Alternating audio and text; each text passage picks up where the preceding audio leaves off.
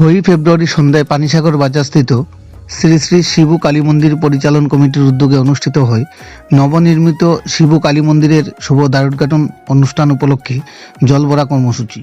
মন্দির পরিচালন কমিটির পক্ষ থেকে জানানো হয় যে নবনির্মিত শিবু কালী মন্দিরের শুভ দ্বারোদ্ঘাটন অনুষ্ঠানটি অনুষ্ঠিত হবে 7 ফেব্রুয়ারি সকাল 7:30 ঘটিকায় কৈলাসহরস্থিত রামকৃষ্ণ মিশন আশ্রমের মহারাজ শ্রীমৎ স্বামী গিরিজানন্দজি মহারাজ কর্তৃক। দীর্ঘ 8 বৎসরের প্রতীক্ষার পর নবনির্মিত মন্দিরের শুভ দ্বারোদ্ঘাটন উপলক্ষে মন্দির পরিচালন কমিটির হাতে নিয়েছে বিভিন্ন ধরনের ধর্মীয় কর্মসূচি। নবনির্মিত মন্দিরের শুভ দ্বারোদ্ঘাটন উপলক্ষে আগামী 8 ফেব্রুয়ারি থেকে শুরু হতে চলেছে 24 প্রহর ব্যাপী শ্রী শ্রী হরিনাম সংকীর্তন। এই উপলক্ষে 7 ফেব্রুয়ারি সন্ধ্যায় অনুষ্ঠিত হবে শুভ অধিবাসের জলভরা কর্মসূচি।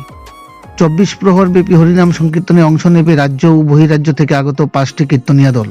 অধিবাস এবং পুণ্যায় রয়েছেন রাজ্যের খ্যাতিসম্পন্ন পদাবলী কীর্তনিয়া সুসেন বৌদ্ধ ও তার দল। এবারকার রঘুনন্দনের দায়িত্বে রয়েছেন নীলমণিনাথ।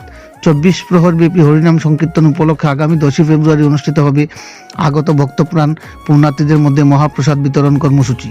নবনির্মিত শিবু কালী মন্দিরের দ্বারোদ্ঘাটন সহ 24 প্রহর ব্যাপী শ্রী শ্রী হরিনাম সংকীর্তনের দিনগুলোতে উপস্থিত হয়ে অনুষ্ঠানগুলোকে সর্বার্থ সার্থক করে তুলতে সকল অংশের ভক্তপ্রাণ জনগণের শুভাগমন কামনা করেন কীর্তন পরিচালন কমিটির সদস্যবৃন্দ সহ পানিসাগর বাজার পরিচালন কমিটির সভাপতি বিজিত রায় সহ অন্যান্যরা। পানিসাগর প্রতিনিধির রিপোর্ট, শ্যামলী ত্রিপুরা। নমস্কার। আজকে বহু প্রতীক্ষিত সংস্কারকৃত এই নবনির্মিত ভবনের নবনির্মিত শিব শ্রী কালী বাড়ি মন্দিরের শুভ অধিবাসকৃত্য এখনো চলছে। কিছুক্ষণ পূর্বে আমরা পার্শ্ববর্তী জুড়ি নদী থেকে জল নিয়ে জলভরা অনুষ্ঠান আমরা সম্পন্ন করেছি।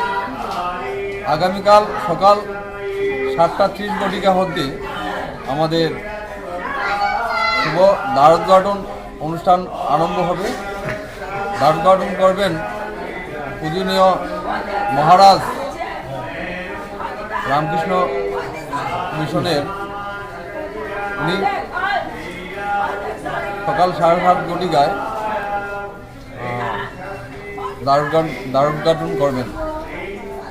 তারপর সারাদিনব্যাপী যজ্ঞ, ধর্মসভা এবং নানান সাংস্কৃতিক প্রোগ্রাম এবং ধর্মীয় অনুষ্ঠান চলবে রাত্রি প্রায় 8টা থেকে 8:30 ঘটিকা পর্যন্ত। তারপর রাত্রে 9 ঘটিকায় আমাদের 24 প্রহর ব্যাপী শ্রী শ্রী হরিনাম সংকীর্তনের অধিবাসকৃত্য আরম্ভ হবে। অধিবাসকৃত্য করবেন সুসেন বৌদ্ধ সম্প্রদায়। তারপর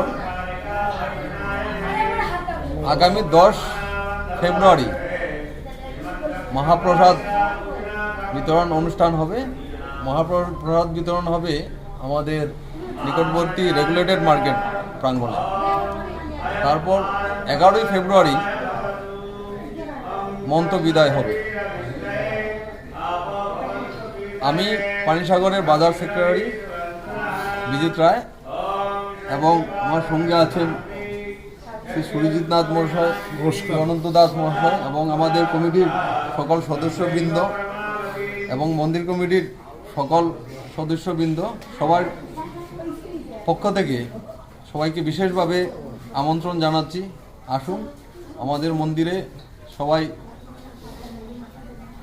আগামীকালকে যে ভব্য এবং দিব্য অনুষ্ঠানের আমরা আভাস পাচ্ছি বা আমরা প্রয়াস করছি, আপনারা সবাই এখানে উপস্থিত হয়ে ধন্য হন এবং অনুষ্ঠানকে সার্থক করে তুলুন। এই মন্দিরটি নির্মিত হতে কতদিন সময় লেগেছে আপনাদের? আমরা বিগত 8 বছর ধরে প্রয়াস করছি এবং প্রতিনিয়ত নির্মাণ কাজ চলছে। কিছু কার্য বাকি রয়ে গেছে, এটা আমরা আস্তে আস্তে ধীরে স্থিরে করে নেব। এটা করতে আরও প্রায় 1 বছর সময় লাগবে। যতটুকু হয়েছে সবার সহযোগিতায়, যারাই এই মন্দির নির্মাণে আমাদের সহযোগিতা করেছেন সবাইকে আমরা অসংখ্য অসংখ্য ধন্যবাদ জ্ঞাপন করছি এবং সবার কাছে আমরা কৃতজ্ঞতা স্বীকার করছি। তো এবারকার মহানাম যজ্ঞে কয়টি দল অংশগ্রহণ করছে? 5টি দল। এবারকার রঘুনন্দনের দায়িত্ব কার উপর দেওয়া হয়েছে? রঘুনাথের দায়িত্ব দেওয়া হয়েছে শ্রী আমাদের পার্শ্ববর্তী অগ্নিবাসা এলাকার নীলমণি নাথ মহাশয়।